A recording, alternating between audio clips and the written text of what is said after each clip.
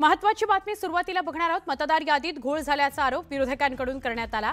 या संदर्भात मोठी अपडेट समोर आली आहे। मतदार याद्यांमधील विरोधी पक्षांनी केलेला जो घोळाचा मुद्दा आहे तो तपासण्याचे आदेश निवडणूक आयोगाने दिलेले आहेत। चौकशी करून अहवाल सादर करण्याचं जिल्हाधिकाऱ्यांना सांगण्यात आलेलं आहे। मुख्य निवडणूक आयुक्त चोकलिंगम यांनी हा आदेश दिलाय। चौकशीनंतर जिल्हाधिकाऱ्यांच्या अहवालाची प्रत विरोधकांना सुद्धा दिली जाणार आहे। आपल्याबरोबर आहेत उबाठाच्या नेत्या प्रवक्त्या किशोरीताई पेडणेकर, माजी महापौर सुद्धा होत्या त्या। किशोरीताई, हा महत्त्वाचा निर्णय, सगळे विरोधक एकवटलेले होते आणि चोकलिंगम यांना भेटून आले होते, त्याचा फायदा झाला असं म्हणायचं? मुळामध्ये उबाटा नाही, उद्धव बाळासाहेब ठाकरे या पक्षाच्या पहिलं। आणि दुसरं म्हणजे विरोधी पक्ष तुम्ही विधानसभेत बसू नाही देतात, मग त्या नियमाची काय करतायत। पण आज दखल घ्यावी लागली, विरोधी पक्षाच्या लोकांची दखल घ्यावी लागली, कारण संपूर्ण महाराष्ट्र देशामध्ये ज्या पद्धतीने या ईव्हीएम आणि मतदार यादीच्या घोटाळ्यांमुळे घोटाळा सरकार बसलंय, हे आता लोकांना पटायला लागलंय। नक्की एक मोठं यश म्हणायचं। धन्यवाद, तुम्ही न्यूज 18 लोकमतशी बोललात आणि प्रतिक्रिया दिलीत त्याबद्दल।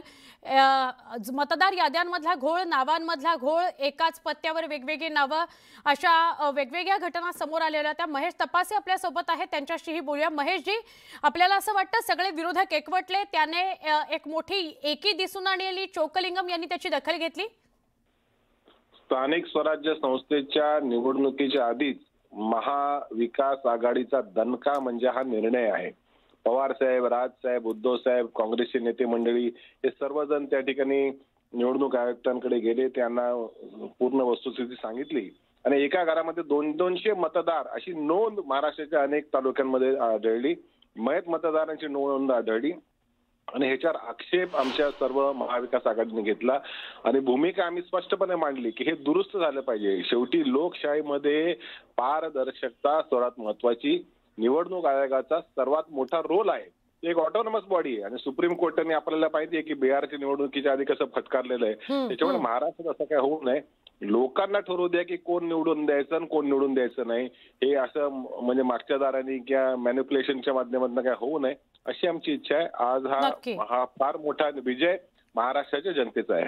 नक्की नक्की महेशजी, धन्यवाद न्यूज 18 लोकमतशी बोललात त्याबद्दल। काँग्रेसचे नेते प्रवक्ते अतुल लोंढेजी आपल्या सोबत आहेत।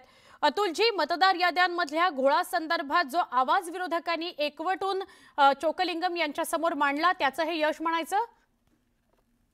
बिलकुल यश, आणि आम्ही स्वागत करतो या निर्णयाचं।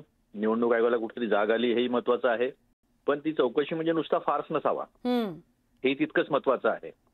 कारण की आपण चौकशी करायला सांगितली आहे, पण त्या गोष्टीची काय चौकशी करायची ज्याचे ऑलरेडी FIR जे आहे ते निवडणूक आयोगानेच केलेले आहे 12 13 महिन्या पहिलेपूर्वी। त्याच्यावर काय चौकशी करणार आहे, त्याच्यावर काय तुम्ही निर्णय घेणार आहात? जसं राजुरामध्ये 6853 मतं जेव्हा काढले त्याच्यावर FIR झालेली आहे, 11,500 मतं अजूनही त्या लिस्टमध्ये आहे। तर या सगळ्या गोष्टी ज्या आहे मान्य झालेल्या आहेत, त्याच्यावर तुम्ही कुठली फौजदारी कारवाई करणार आहे ते तेवढंच महत्वाचं आहे। या सगळ्या याद्या ज्या आहेत त्या शुद्ध झाल्या पाहिजे।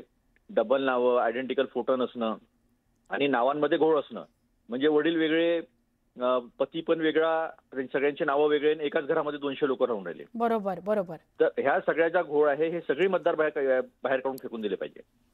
तर आमची विनंती आहे की हे सगळं पारदर्शकपणे झालं पाहिजे। ते जिल्हाधिकाऱ्यांचा जो अहवाल आहे त्याची प्रत आम्हाला देणार आहे, पण ते फारच नसावा।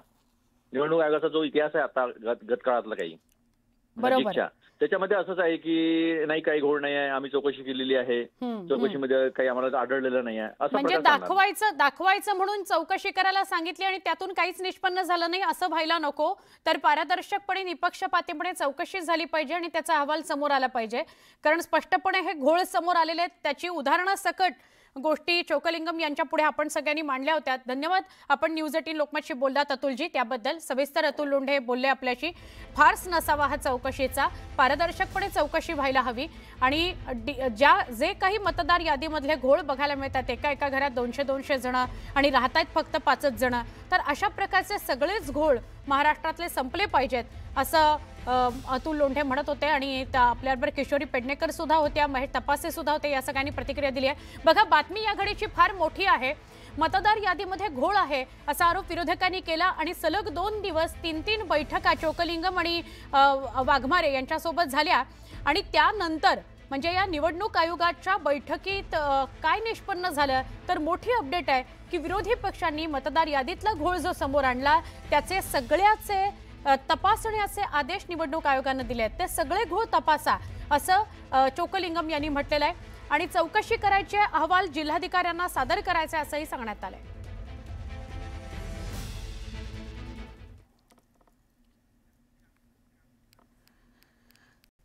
आता आपण पुढच्या बातमीकडे वळतोय. बातमी ठाण्यातून आहे. ठाण्यामध्ये ठाकरे उडवतील सगळ्यांच्या ठिकऱ्या असं खासदार संजय राऊत म्हणाले.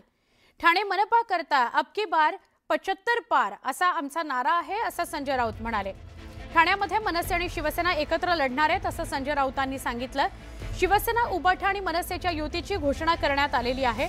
ठाण्यामध्ये मनसे आणि शिवसेना एकत्र लढणार आणि जेव्हा 2 भाऊ एकत्र येणार तेव्हा आमची ताकद दिसेलच असंही संजय राऊतांनी म्हटलंय. ठाण्यापुरता युतीचा निर्णय झालेला आहे. मनसे उबाठा एकत्र लढणार आहेत असं कळतंय आणि त्यामुळे संजय राऊतांनी हे विधान केलेले आहे की ठाणे महापालिकेमध्ये अब की बार 75 पार. राज ठाकरे आणि उद्धव ठाकरे एकत्र आलेले आहेत. ज्यांना आमच्या सोबत यायचं आहे आम्ही त्यांचं स्वागत करणार. ही युती पक्की आहे.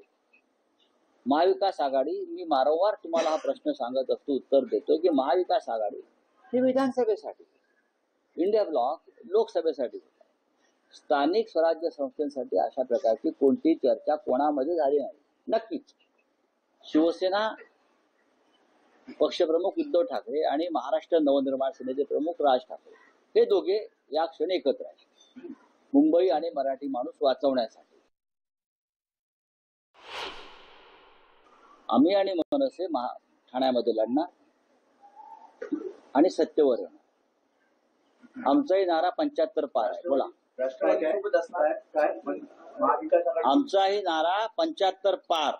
ते म्हणतात 70 पार. आमचा 75. आमचा 75. अहो 2 ठाकरे आहेत ना. 2 ठाकरे सप्पे भारी. या क्षणी 2 ठाकरे करणार सगळ्यांच्या ठिकऱ्या. यांचा सगळा खेळ आता संपत आलेला आहे. विधानसभेतला लोकसभेत लोक फार जागरूक झाले. रस्त्यावर उतरू आम्ही. लक्षात सांगतो, 2 ठाकऱ्यांनी ठरवलं तर रस्ते बंद होतील मुंबईचे. निवडणूक आयोगाला याची कल्पना आहे म्हणून निवडणूक आयोगानं प्रकरण केंद्राकडे पाठवलंय.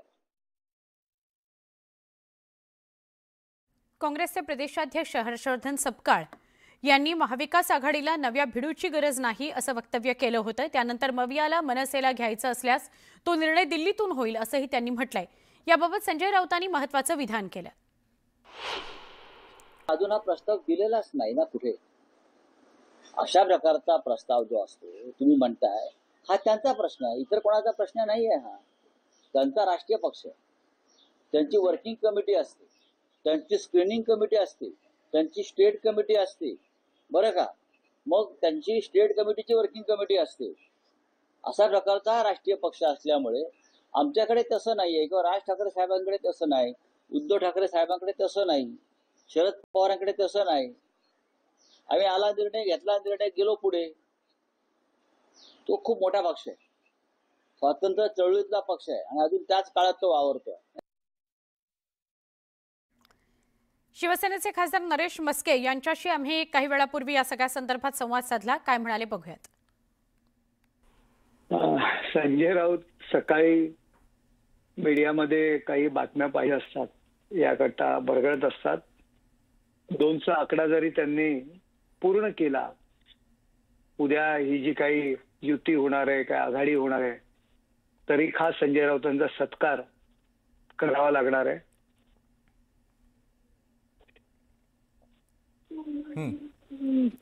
पण त्यांचा हा नारा आता 75 पारचा त्यांनी नारा दिलाय आणि ते म्हणतात दोन्ही भाऊ आता एकत्र लढणार. म्हणजे ठाण्यामध्ये त्यांनी मनसे आणि शिवसेना उद्धव बाळासाहेब ठाकरे पक्षाच्या युतीची घोषणाच केली आहे. हे बघा, त्यांनी युती जाहीर केली, आता युती कोणी कुणाशी करू शकतो. त्यामुळे त्याच्यावर आम्ही काय प्रतिक्रिया देणार? करावी त्यांनी युती, लढावं. आज ठाण्यामध्ये मोर्चा काढला तर त्यांना अगदी मुंबईपासून लोक, जे काय 400-500 लोकांचा मोर्चा होता त्यामध्ये विक्रोळी, आमच्या बाजूला संजय दिनमामा पाटीलच्या विभागातील लोक, कल्याण, अंबरनाथ, बदलापूर, शहापूर, मुंबईमध्ये अगदी सुनील राऊत मित्रमंडळ म्हणून टोप्या घालून त्या ठाण्यातल्या मोर्चाला माणसं होती. त्यामुळे अर्थात ते थोडं म्हणणार का आमच्या 5च जागा येणार, ते म्हणणार का आमच्या 2च जागा येतील. त्यामुळे वल्गना तर कराव्या लागतीलच त्यांना.